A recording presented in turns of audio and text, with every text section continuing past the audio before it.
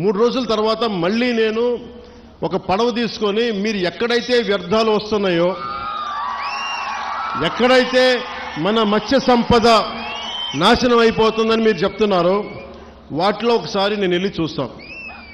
ఎందుకంటే ఒక మత్స్యకారుడిలాగా వెళ్ళాలి అంటే నేను కూర్చోబెట్టి 4 గోడల మధ్య ఉంటే ఇది నాకు మీరు అది అర్థం అవడం కంటే కూడా పేపర్లు తీసుకొని ఆ రిపోర్ట్ చదవడం కంటే కూడా మీరు లోపలికి వెళ్ళి వేటలో వెళ్తే ఎలా ఉంటుందో అలాంటి పరిస్థితుల్లో మీరు ఏమి అనుభవిస్తున్నారో అది చూడటానికి నేను కూడా పడవ తీసుకుని ఒక 2-3 రోజులు తర్వాత ఇక్కడే మన కాకినాడ పోర్టు నుంచే మొత్తం వెళ్ళి ఈ కోస్టల్ లైన్లో ఎక్కడైతే పొల్యూషన్ ఉందనేది మన మత్స్యకారు యువత కానీ నాయకులు కానీ వాళ్ళు చూపించిన ప్రదేశాల మేరకు నేను వెళ్ళి దాని నుంచి నేను స్వయంగా నేను పరిశీలిస్తాను. 1 2 అసలు పొల్యూషన్ ఆడిట్ చేయమన్నాను.